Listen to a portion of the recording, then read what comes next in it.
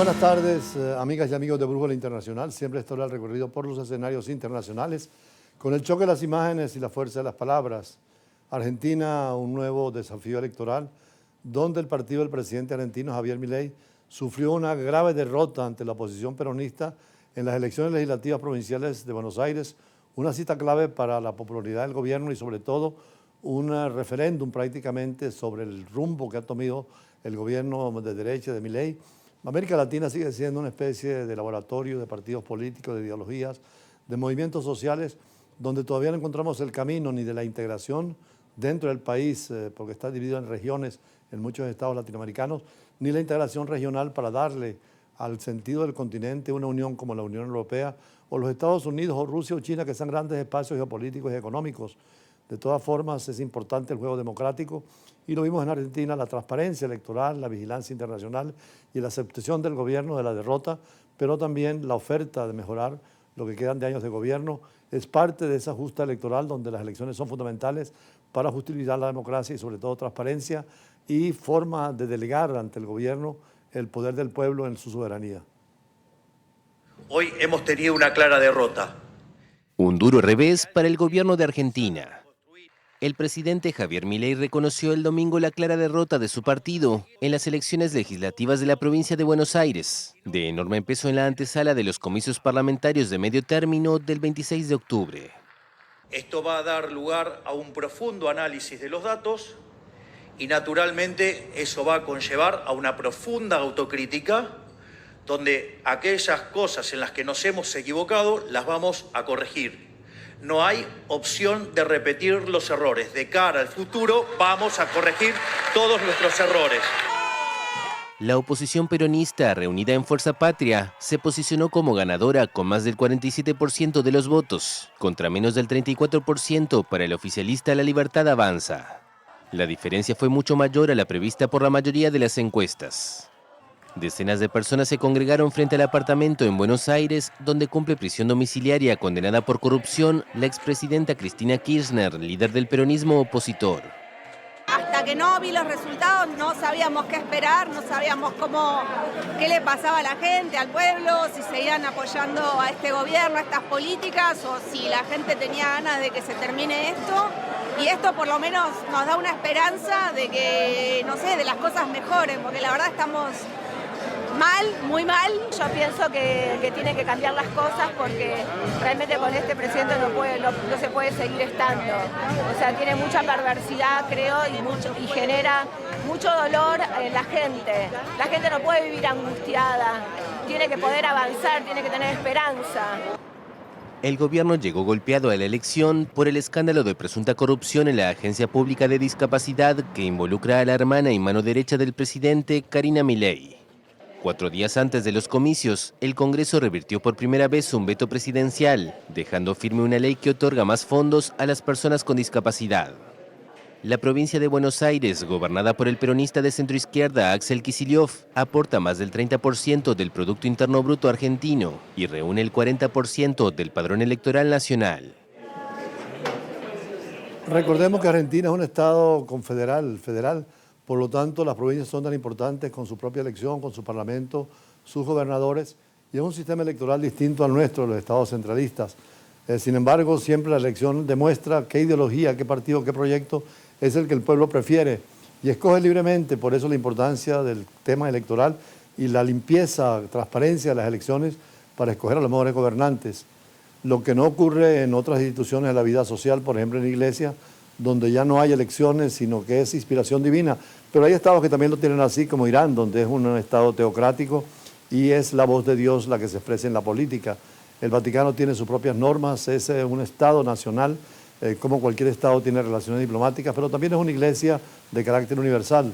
Por eso tiene sus propios métodos para escoger a quiénes son los hombres más importantes dentro de la metodología, sobre todo el santoral, que tiene entre ellos a nuevos santos, sobre todo cuando miles de personas se congregaron en el Vaticano ayer y vimos un inmenso acto para celebrar la canonización de un nuevo santo, el primer santo de la generación milenial, el italiano Carlo Acutis, un adolescente conocido como influencer de Dios, que falleció solo a los 15 años, un muchacho que dedicó toda su vida al pensamiento y a la acción y sobre todo muy jovencito dedicó su vida a Dios.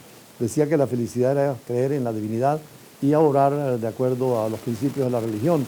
La iglesia lo acoge después de 2 milagros como santo. Por eso la noticia fue tan importante ayer, sobre todo para los jóvenes del mundo que están buscando de nuevo la razón trascendental, la influencia que tiene en su vida el mismo Dios, diferente a aquello de Nietzsche, que Dios ha muerto. Hoy en día parece que está en todas partes, y esta es una demostración de los jóvenes con la ciencia de la robótica, la inteligencia artificial, que también, como el santo este del Internet, es el apóstol que abre un puente entre el cielo y la tierra para las nuevas generaciones. Miles de personas se congregaron el domingo en el Vaticano para celebrar la canonización del primer santo de la generación millennial, el italiano Carlo Acutis, un adolescente conocido como el influencer de Dios, quien falleció con solo 15 años. Durante la misa solemne en la Plaza de San Pedro del Vaticano, el Papa León XIV declaró oficialmente santo a Acutis, muerto en 2006 y apodado el ciberapóstol, ya que dedicó gran parte de su vida a difundir la fe católica en Internet. Carlo, da parte sua, ha encontrato Jesús. Carlo a su vez encontró a Jesús en su familia gracias a sus padres, quienes están aquí hoy con sus hermanos Francesca y Michelle.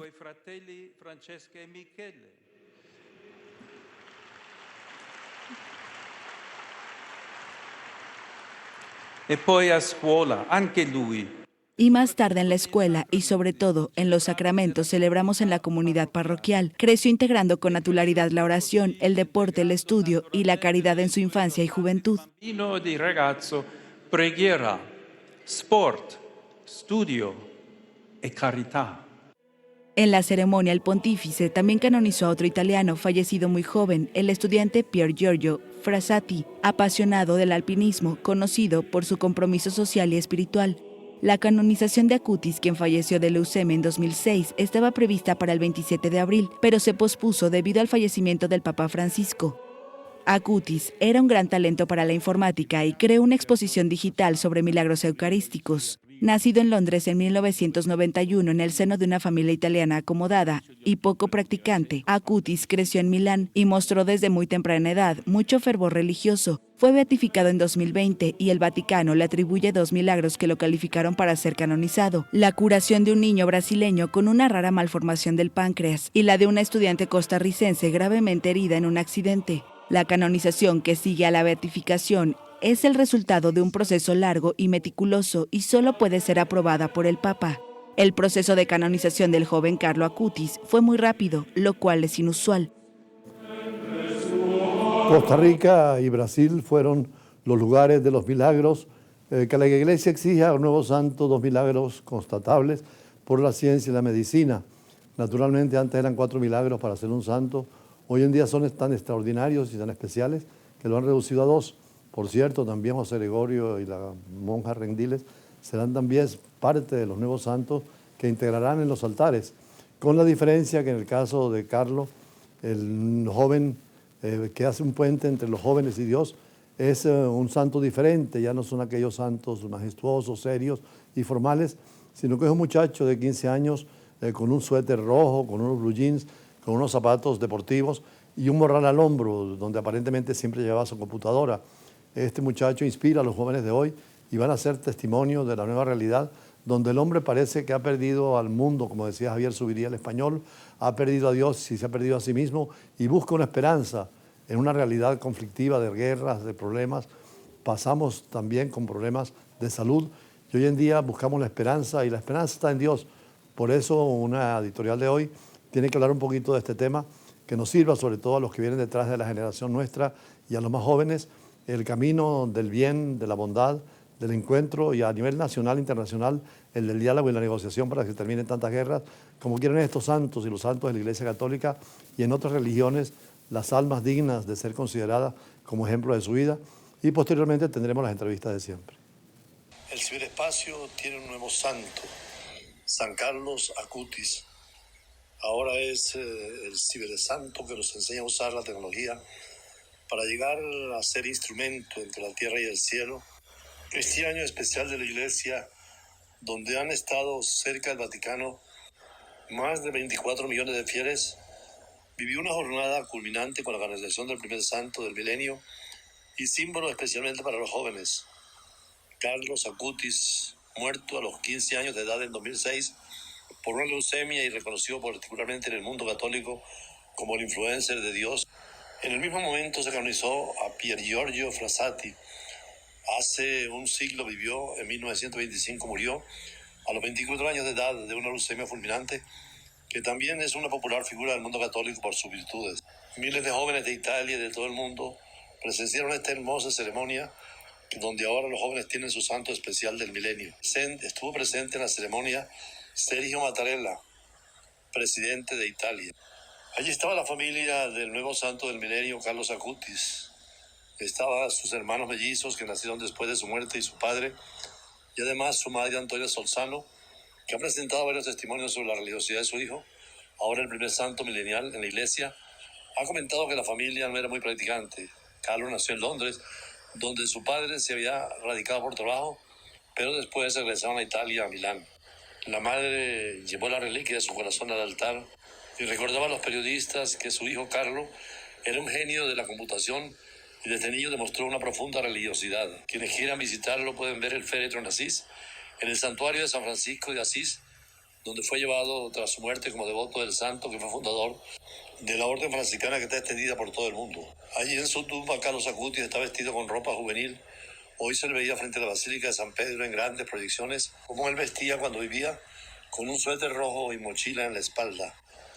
Influencer de Dios, porque Acutis iba a misa todos los días y comenzó a escribir en internet, donde creó una exposición digital sobre los milagros eucarísticos. En el reciente jubileo de la juventud del Papa presentó a los nuevos santos que murieron jóvenes como modelos para las nuevas generaciones.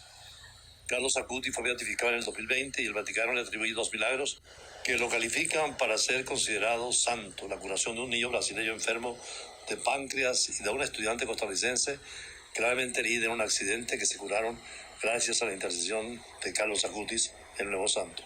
La nueva tecnología de la comunicación y la información puede incluir como vehículo en el camino a la santidad un instrumento extraordinario para la religiosidad. Fue un medio clave del cual se valió para difundir aspectos del catolicismo. Carlos Acutis, que murió en Italia en el 2006 con apenas 15 años, es el primer santo milenial. El escritor argentino Jesús María Silveira publicó una extraordinaria biografía sobre el nuevo santo, que según él, siendo un niño, reconvirtió a sus padres al camino de la fe, la cual había sido perdida por ellos, y también llamó la atención a su espiritualidad. Además, le impactó su disciplina espiritual, ya que desde que hizo la primera comunión, a los 7 años iba todos los días a misa, comulgaba, hacía adoración al Santísimo Sacramento y rezaba el rosario. Señala el escritor, esto lo hizo diariamente desde los 7 años hasta los 15 en que murió. Me impresiona también su frase: la felicidad es la mirada puesta en Dios, como dice el escritor que siempre repetía Carlos Acutis. Y concluye que el fervor que provoca hay que buscarlo en el hecho de que murió muy joven, y su fama se extendió rápidamente por el mundo a través de las redes, pero esto apoyado en la profundidad de sus palabras y pensamiento espiritual, sumado a una sonrisa permanente en su rostro, aún al final de sus días y cerca de la muerte, soportó el dolor con alegría, diciendo: hay otros que sufren más que yo, mientras agonizaba de una leucemia terminal.